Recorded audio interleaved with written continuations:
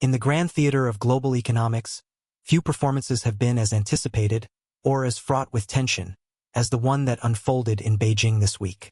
With the precision of a well-rehearsed play, China's top financial minds took center stage, led by the unassuming yet formidable Pan Gongsheng, governor of the People's Bank of China. As he sipped his tea, a seemingly mundane gesture, the air crackled with expectation. What followed was nothing short of an economic blitzkrieg, a barrage of policies aimed at resuscitating a wheezing dragon. For those of us who have long observed the ebb and flow of global markets, this moment felt eerily reminiscent of past economic inflection points. It brought to mind the tense days of 2008 when Ben Bernanke and Hank Paulson huddled in Washington, desperately concocting a plan to save the U.S. financial system. Or perhaps it echoed the bold strokes of Paul Volcker in the early 1980s, as he wrestled inflation into submission with interest rate hikes that would make today's central bankers blush. But this is China, and as with all things in the Middle Kingdom, the familiar takes on an air of the exotic. The Communist Party's penchant for centralized control collides with the chaotic nature of free markets, creating a uniquely Chinese brand of economic intervention. Let's unpack this drama, shall we?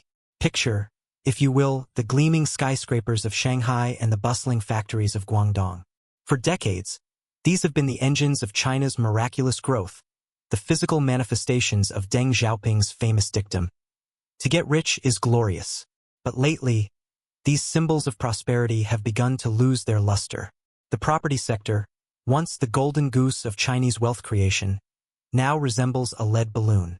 Ghost cities stand as eerie monuments to overambition, while middle-class dreams of homeownership have turned into nightmares of unfinished apartments and unpaid mortgages. Consumer confidence, that elusive sprite of economic vitality, has vanished faster than a plate of Zilongbao at a Shanghai dim sum parlor.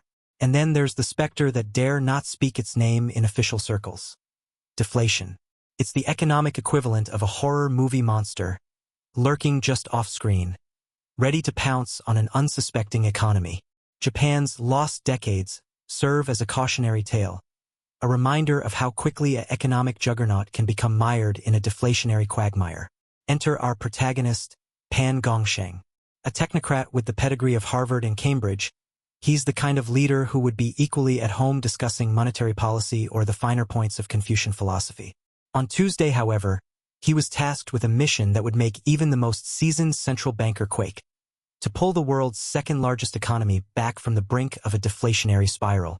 The hastily arranged press conference, a rarity in China's typically opaque policymaking process, spoke volumes about the urgency of the situation. It was as if the Politburo had suddenly realized they were hosting a dinner party and forgotten to prepare the main course. Frantic calls were made, all-nighters pulled, and economic recipes hastily concocted. The result? A smorgasbord of stimulus measures that would make even the most ardent Keynesian salivate. Interest rate cuts to grease the wheels of lending. Cash infusions for banks like a financial Red Bull for institutions running on fumes. Sweeteners for potential homebuyers, as if to say, please, for the love of Mao, buy a condo. And the piece de resistance. Whispers of a stock market stabilization fund, a sort of economic deus ex machina to rescue falling share prices. The market reaction was swift and enthusiastic.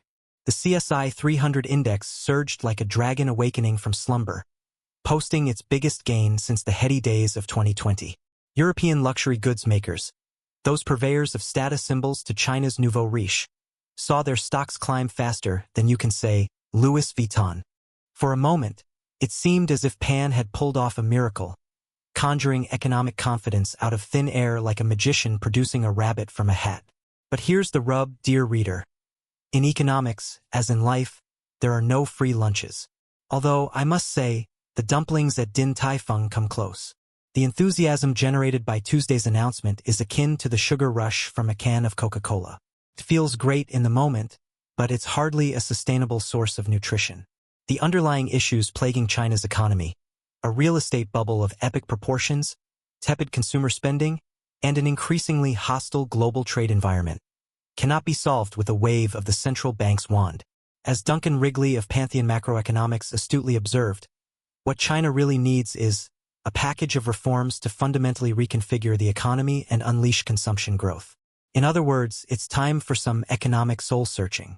The challenge facing Xi Jinping and his cadre of policymakers is nothing short of monumental. How do you transition from an export-driven, investment-heavy model to one powered by domestic consumption without causing massive dislocations? How do you encourage people to spend when the cultural instinct is to save? And how do you do all this while maintaining the Communist Party's iron grip on power? These are questions that would give even the most brilliant economists pause. And they're questions that can't be answered with a few tweaks to interest rates or some extra cash for banks. Before we dive into the potential outcomes of this economic drama, let's take a moment to appreciate the uniquely Chinese flavor of this whole affair. In what other country would you see a central banker quoting ancient proverbs while announcing monetary policy? Where else would economic planning be discussed in terms of harmonious society and common prosperity?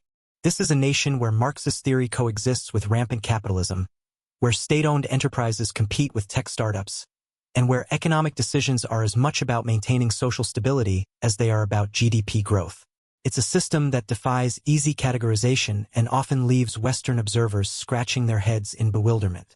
But it's precisely this complexity, this amalgamation of seemingly contradictory forces, that makes China's economic journey so fascinating.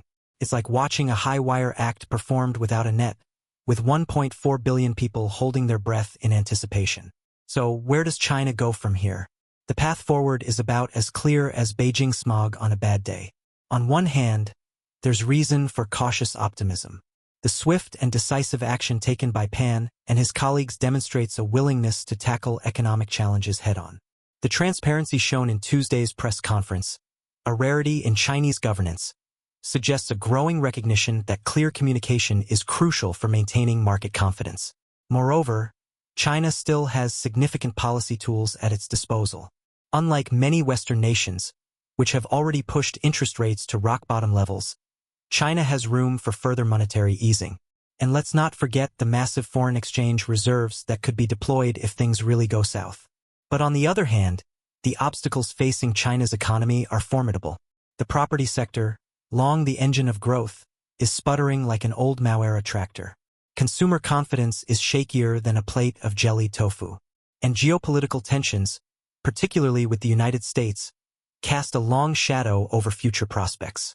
The biggest challenge, however, may be psychological.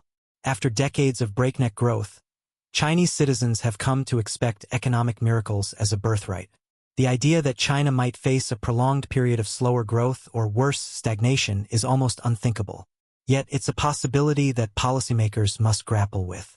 As we reach the final act of our economic drama, it's worth pondering the implications for the global economy. China, after all, is not just any country. It's the world's second-largest economy, a crucial link in global supply chains, and an increasingly assertive geopolitical player. A stumbling China could send shockwaves through the global economy. Commodity-exporting nations from Australia to Brazil would feel the pinch. Luxury goods makers in Europe might have to tighten their alligator skin belts.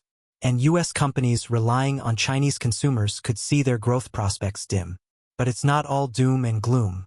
A more balanced Chinese economy, one less reliant on exports and investment, and more driven by domestic consumption, could actually be a boon for global stability.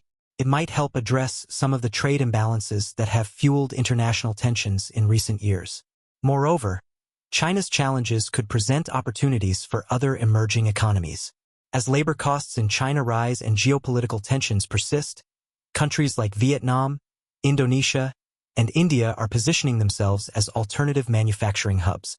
As we step back and survey this economic landscape, what lessons can we draw? First, the era of double-digit Chinese growth is well and truly over. The days when China could power the global economy almost single-handedly are behind us. This doesn't mean China is no longer important, far from it. But it does mean we need to adjust our expectations and our economic models. Second, the interplay between economics and politics in China is more complex and more crucial than ever. Every economic decision is viewed through the lens of social stability and party control. This can lead to policy choices that might seem counterintuitive to Western observers but make perfect sense within the Chinese context. Third, the global economy is entering a new phase of uncertainty. With China's future unclear, Europe grappling with energy challenges, and the U.S. facing its own set of economic and political hurdles, we're in uncharted waters. The old rules and assumptions may no longer apply. Finally, and perhaps most importantly, we're witnessing in real time the challenges of economic transition on a massive scale. China's attempt to shift from an export-led, investment-heavy model to one driven by domestic consumption is unprecedented in its scope and complexity. How this plays out will have profound implications not just for China, but for the entire global economic order. As I sit here in my New York office, watching the sun set over the Hudson River, I can't help but feel a sense of anticipation. The economic drama unfolding in China is not just a faraway story. It's a pivotal moment in global economic history, and we, dear readers, have front-row seats. So grab your popcorn or perhaps some dim sum, settle in, and keep your eyes on the Middle Kingdom. The next act promises to be a doozy.